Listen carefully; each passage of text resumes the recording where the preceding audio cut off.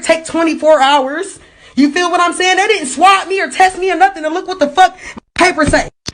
Reason for visit, fever. Diagnosis, COVID-19. They didn't test me for this shit. He told me I had it, bro. He didn't test me for it. He told me I fucking had it, bro. He told me I fucking had it, bro. Come on now. Come on now. Look at what my temperature was. I ain't even had no temperature when I went in that bitch. Come on now. But because I told him I can't taste and smell, he know I got it. Oh, well, that's the number one symptom that's been going around lately is not the smell or taste. So I'm not going to say, we're just going to say you have it and quarantine you for 2 weeks. That's exactly what he said, bro. We're just going to say you have it. We're just going to tell you have it. So they diagnosed me with coronavirus. I mean, the great thing about having forms that come in and a form that has the ability to mark it as COVID-19 infection, the intent is right now that if someone dies with COVID-19, we are counting that. Inquiring minds want to know, are the reported deaths from COVID-19 truly deaths from COVID-19? To address this question, we need to discuss death certificates, since death certificates are the basic source of information about mortality. The discussion of death certificates is not a fun one. We have all grieved so many losses in our lifetimes. Still, we need to talk about it because they are the basis of the so-called death rate of COVID-19.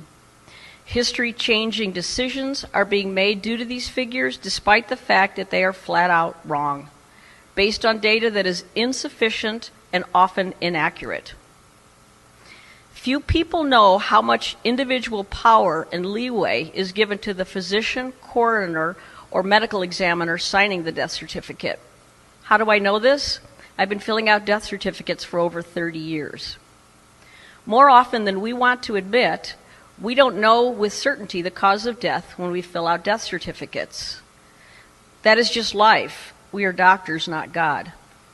Autopsies are rarely performed, and even when an autopsy is done, the actual cause of death is not always clear.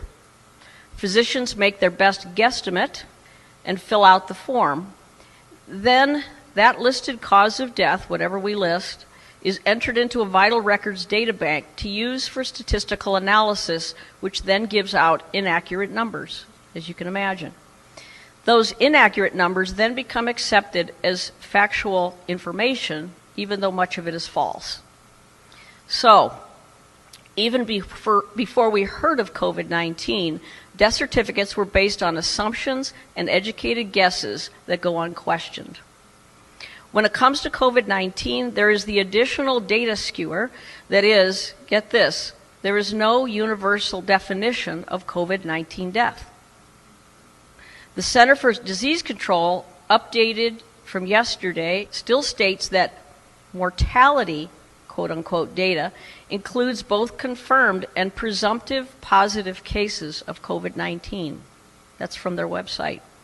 Translation, the CDC counts both true COVID-19 cases and speculative guesses of COVID-19 the same. They call it death by COVID-19. They automatically overestimate the real death numbers by their own admission. Prior to COVID-19, people were more likely to get an accurate cause of death written on their death certificate if they died in the hospital. Why more accurate when a patient dies in the hospital? Because hospital staff has physical exam findings, labs, radiologic studies, etc., to make a good, educated guess. It is estimated that 60% of people die in the hospital.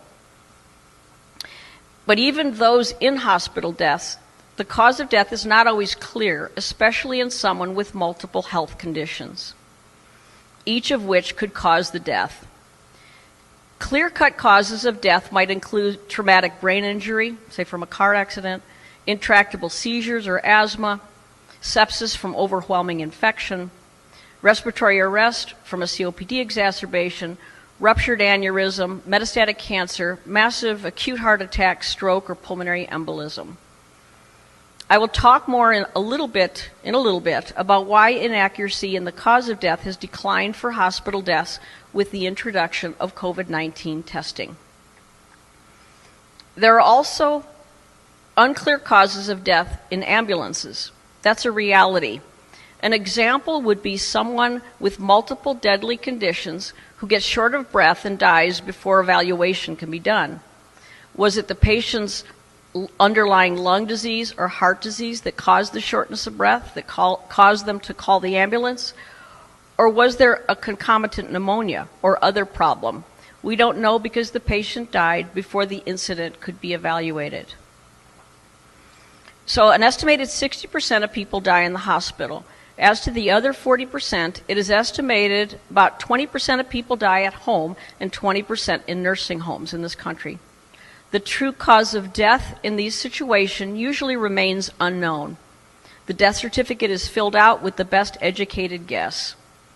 Unknown causes of death include elderly people or younger people with known heart disease who die peacefully in their sleep.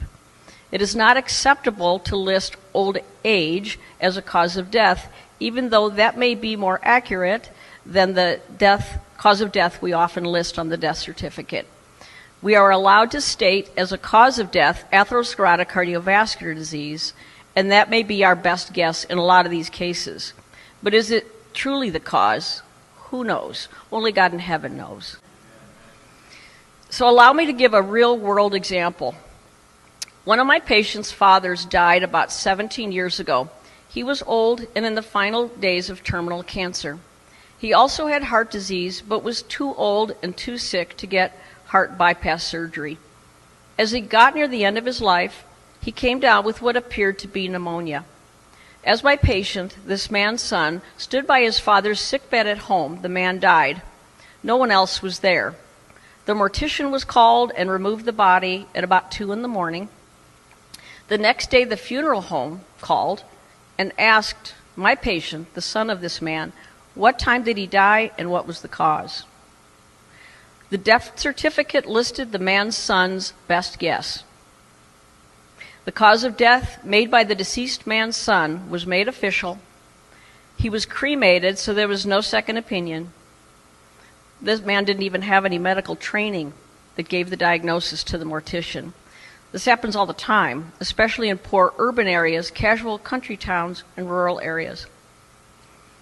In the case of my patient's father, did an accurate cause of death matter?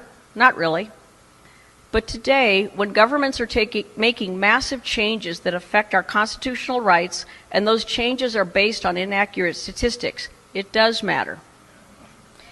There's a U.S. standard for death certificates that includes a line for immediate cause of death, followed by 2 to 3 lines of antecedent causes, giving rise to the immediate cause, then 1 to 2 lines of other significant conditions contributing to the death, but not causally related to the immediate cause. For an example, immediate cause of death, sepsis, antecedent cause, pneumococcal pneumonia, other significant conditions, COPD.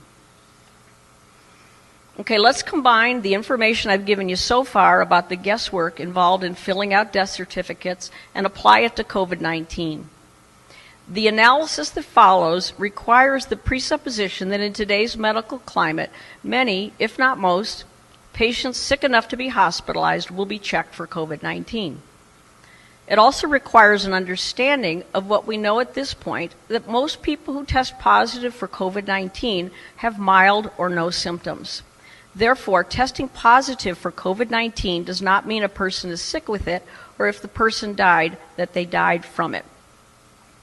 To drive this home, we need to understand how the CDC and National Vital Statistics System are instructing physicians to fill out death certificates related to COVID-19. Brace yourselves, and please pay attention, and let what I'm about to tell you sink in. The assumption of COVID-19 death can be made even without testing. Based on assumption alone, the death can be reported to the public as another COVID-19 casualty. The March 24th, 2020 National Vital Statistics System memo states, and I quote, "The rules for coding and selection of the underlying cause of death are expected to result in COVID-19 being the underlying cause more often than not." End of quote. The CDC report of cases in the U.S. memo from yesterday states the death numbers are preliminary, quote, and have not been confirmed.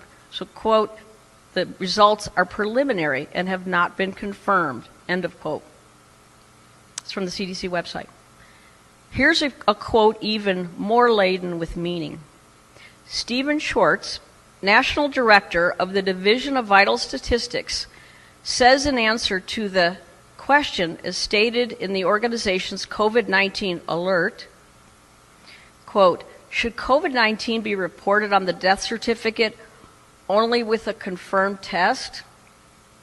Check out his answer, and I quote from this memo of which I have a copy, quote, COVID-19 should be reported on the death certificate for all decedents where the disease caused or is assumed to have caused or contributed to death. Certifiers should include as much detail as possible based on their knowledge of the case, medical records, laboratory testing, etc. End of quote. I'm sure you all feel so reassured the government is asking doctors to provide their very best guesswork. Not. Fact, quote, COVID-19 caused death, end of quote, and, quote, assumed death by COVID-19, end of quote, are not the same thing. And for those who died from something else and had an incidental finding of COVID-19 positivity, dying with COVID-19 is not the same as dying from COVID-19. I'm almost done, but want to clarify the process with another patient example. This is something that could happen commonly. It's not a specific patient I'm thinking of. Let's say it's a sick patient who goes into respiratory arrest at home. He is intubated at home by EMTs. They put a tube down his throat to help him breathe. He's taken to the hospital by ambulance, put on a ventilator in the ICU, put on antibiotics for presumed sepsis, given IV fluids because his blood pressure has bottomed out. The bacteria pneumococcus is found in the blood and sputum cultures. Pneumonia is seen on the chest x-ray. Despite the staff's best efforts, he dies 2 days after admission. Like I said, this is not an uncommon scenario. The patient was found to be COVID-19 positive, and the doctor has the option of listing on the death certificate that COVID-19 is the immediate or antecedent cause because the doctor theorizes that COVID-19 contributed. Either way, it goes into the data bank as caused by COVID-19. To reiterate, if a patient tests positive for COVID-19 and dies from another cause such as pneumococcal sepsis, it may be considered accurate to say that person died with COVID-19, not from COVID-19. Yet the CDC guidelines list they list this case as one more COVID-19 death, and they go to the next questionable death. They label that as COVID-19, and it goes on and on. You could see how these statistics have been made to look really scary when it is so easy to add false numbers to the official database. Those false numbers are sanctioned by the CDC as of their memo yesterday, April 4th. I have made physical copies of those memos in case more people start looking at their website and they decide it's too much truth for us. I hope I was able to make my point. The real number of COVID-19 deaths are not what most people are told and what they then think. How many people have actually died from COVID-19 is anyone's guess. Again, God only knows. But based on how death certificates are being filled out, you can be certain the number is substantially lower than what we are being told. Based on inaccurate, incomplete data, people are being terrorized by fearmongers into relinquishing cherished freedoms. You can't have a true case fatality rate without testing massive numbers of people, but that is another topic. What is that old saying? Something along the line, figures don't lie, but liars sure can figure. Thank you.